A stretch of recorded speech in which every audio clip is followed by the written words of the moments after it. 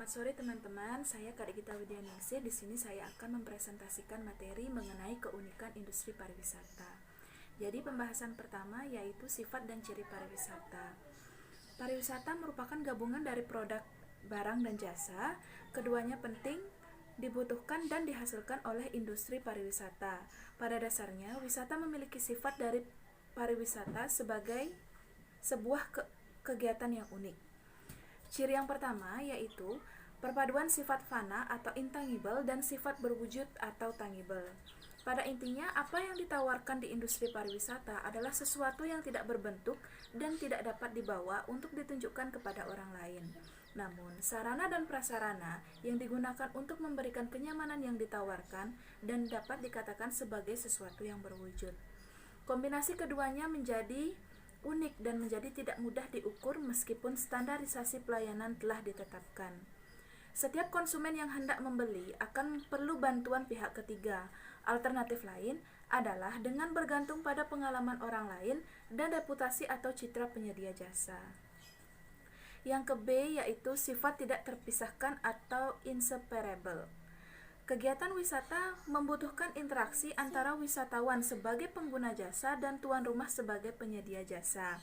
Bukan partisipasi konsumen dalam setiap produk yang ditawarkan menjadi hal yang sangat penting. Antara wisatawan dan tuan rumah, antara tamu dan pelayan, antara pengunjung dan pemandu wisata, keduanya tidak dapat dipisahkan. Dalam kegiatan wisata, keduanya harus bertemu dan melakukan kontak sosial. Wisatawan harus secara aktif memberikan kontribusi kepada penyedia jasa agar apa yang dihasilkan dapat memenuhi kebutuhan. Sifat yang tidak dapat dipisahkan juga bermakna bahwa setiap transaksi antara penyedia jasa seperti hotel dengan konsumen, yakni tamu, harus dilakukan pada saat yang sama atau consume in situ. Segala yang ditawarkan di industri pariwisata harus dikonsumsi di lokasi ketika produk diproduksi dan dihasilkan. Sebagai contoh, wisatawan akan bisa menikmati kehangatan matahari kalau ia datang ke pantai yang diminati. Yang ke C yaitu keatsirian. Pelayanan yang diberikan oleh penyedia jasa dipengaruhi banyak faktor, seperti pribadi, sosial, budaya, pengetahuan, dan pengalaman. Ada faktor yang secara eksternal mempengaruhi dan ada faktor yang internal mempengaruhi. Akibat dari banyaknya hal yang mempengaruhi, pelayanan terhadap wisatawan mudah menguap atau berubah sehingga penyedia jasa harus secara rutin dan aktif berinovasi. Keragaman.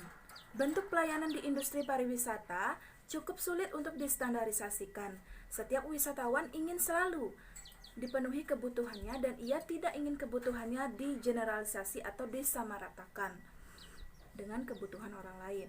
Setiap wisatawan ingin diperlakukan sebagai pribadi yang beragam. Setiap wisatawan memiliki preferensi terhadap apa yang diinginkan dan apa yang dibutuhkan. Yang ke E yaitu sifat rapuh. Jasa adalah sesuatu yang fana, tidak dapat memberikan pengalaman menyenangkan dan perasaan yang memuaskan. Pelayanan hari esok tentunya berbeda dengan apa yang lebih baik dari hari kemarin, sehingga harus diproduksi atau dikonsumsi secara stimulan. Sifat rapuh merujuk pada jasa yang ditawarkan dalam pariwisata yang tidak dapat disimpan untuk dikonsumsi di kemudian hari. Yang ke F yaitu musiman.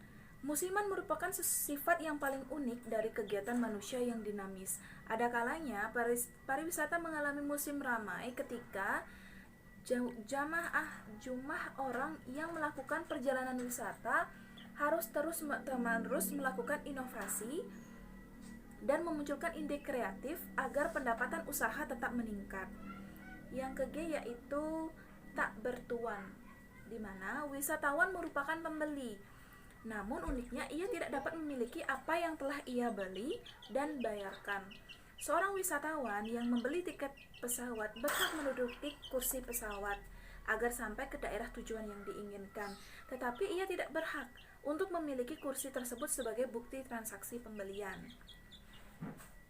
Yang kedua, ciri dari pariwisata yaitu syarat dimensi manusia. Manusia sebagai pelaku utama dalam pariwisata, ia bisa berperan sebagai banyak hal. Ada wisatawan yang secara individu bertindak sebagai inisiator atau pencetus ide perjalanan, ada yang berperan sebagai pembeli, ada yang berperan sebagai pengguna, sebagai pembuat keputusan, dan sebagai provokator dalam arti positif. Yang kedua yaitu pembedaan antara konsumen, pelanggan, dan pelayanan. Dalam pariwisata dilakukan diskriminasi antara konsumen dan pelanggan karena hal ini dapat berdampak pada proses yang diberikan. Tentu setiap penyedia jasa cenderung mendapatkan pelanggan sebanyak-banyaknya karena loyalitas yang tidak perlu diragukan kembali. Yang ketiga yaitu partisipasi aktif konsumen. Keberadaan konsumen adalah penting karena tingginya interaksi antara pengguna jasa dan penyedia jasa, antara hotel dan tamu, antara turis dan pemandu wisata, antara wisatawan dan pramugari, dan lain sebagainya. Jadi berdasarkan sifat dan ciri-ciri pariwisata dengan produk lain sebagai berikut. Produk barang yaitu berwujud, sedangkan produk wisata yaitu tidak berwujud dan fana. Yang kedua, produk barang di mana konsumen tidak selalu terlibat dalam proses produksi, tetapi dalam produk wisata, konsumen harus terlibat aktif dalam produksi. Pembeda ketiga yaitu produksi dan konsumen dilakukan secara terpisah pada produk barang, tetapi dalam produk wisata, produksi dan konsumen dilakukan bersama secara stimulan. Produk keempat, produk barang, hasil akhir bisa homogen mengacu kepada standar yang telah diterapkan. Tetapi pada produk wisata hasil akhir beragam dan heterogen sehingga sulit untuk distandarkan. Pembeda kelima yaitu pada produk barang yaitu fokus dilakukan pada proses produksi. Tetapi dalam produk wisata hanya fokus dari proses awal hingga akhir mulai produksi hingga konsumsi. Perkenalkan, nama saya Nilu Suci Asini, NIM 170111047. Di sini saya akan membawakan materi yang pertama, usaha pariwisata. Industri pariwisata adalah kumpulan usaha pariwisata yang saling terkait dalam menghasilkan barang atau jasa bagi pemenuhan kebutuhan wisatawan pada penyelenggara pariwisata. Adanya usaha tentunya juga didukung oleh usaha-usaha lain karena industri pariwisata adalah industri yang multisektor.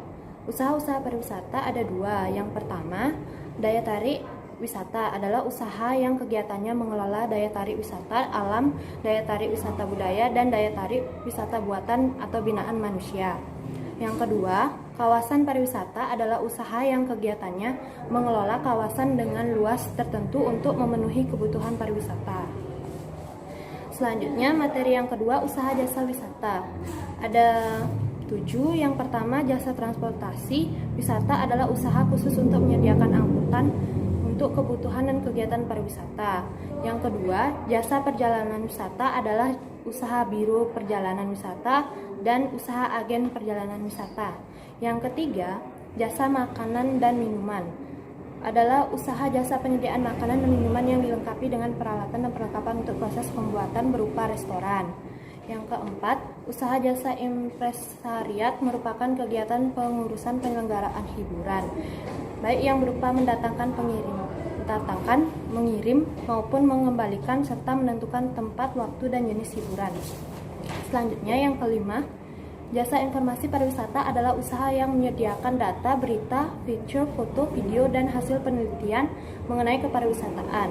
Yang selanjutnya yang keenam, jasa konsultasi pariwisata adalah usaha yang menyediakan saran dan rekomendasi mengenai studi kelayakan, perencanaan pengelolaan usaha, penelitian, dan pemasaran di bidang kepariwisataan. Yang terakhir yang ketujuh, jasa pramuwisata adalah usaha yang menyediakan atau mengordinasikan tenaga pemandu wisata untuk memenuhi kebutuhan wisatawan dan atau kebutuhan biro perjalanan wisata. Yang terakhir, usaha sarana pariwisata, yaitu ada 5. Penyediaan akomodasi dalam usaha yang menyediakan pelayanan penginapan yang dapat dilengkapi dengan pelayanan pariwisata lain. Usaha penyediaan akomodasi dapat berupa hotel atau villa. Yang kedua, penyelenggaraan kegiatan hiburan dan rekreasi merupakan usaha ruang lingkup kegiatannya berupa seni, pertunjukan, arena permainan, dan karaoke.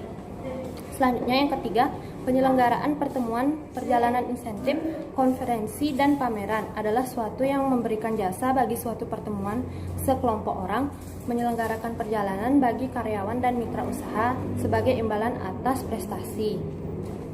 Yang selanjutnya keempat, wisata tirta merupakan usaha yang menyelenggarakan wisata dan olahraga air, termasuk penyediaan sarana dan prasarana, serta jasa lainnya yang dikelola secara komersial di perairan laut, pantai, sungai, danau, dan waduk. Yang terakhir, spa. Spa adalah usaha jasa perawatan yang memberikan dengan metode kombinasi terapi air, terapi aroma, pijat, rempah-rempah, layanan makanan atau minuman, sehat dan olah aktivitas fisik dengan tujuan menyeimbangkan jiwa dan raga yang tetap memperhatikan tradisi dan budaya bangsa Indonesia. Usaha-usaha pendukung yang dalam industri pariwisata meliputi usaha cenderamata, pendidikan pariwisata, polisi pariwisata, serta usaha-usaha lain seperti penukaran uang, bank, klinik kesehatan, dan usaha telekomunikasi.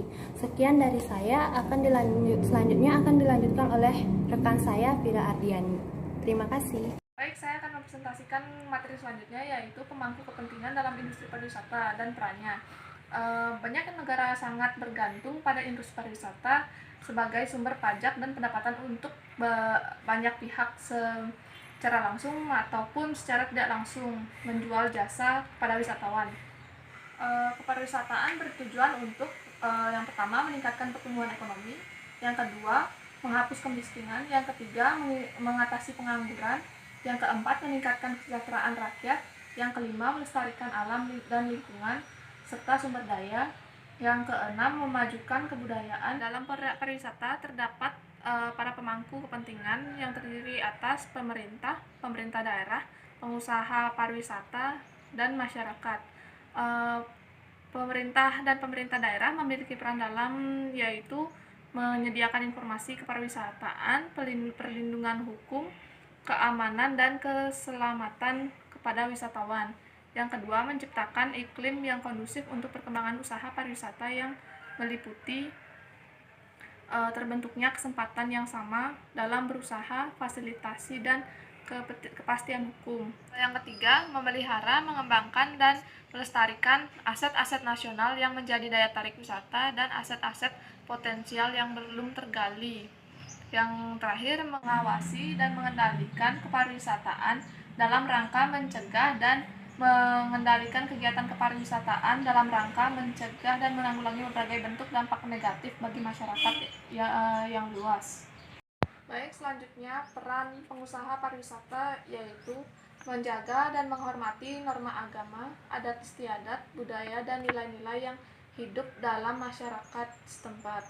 Yang kedua, memberikan informasi yang akurat dan bertanggung jawab, yang ketiga memberikan pelayanan yang tidak diskriminatif, yang keempat memberikan kenyamanan, keramahan, perlindungan, keamanan, dan keselamatan wisatawan. Baik, selanjutnya peran masyarakat yang menjadi wisatawan yaitu yang pertama menjaga dan menghormati norma agama, adat istiadat, dan nilai-nilai yang hidup dalam masyarakat setempat.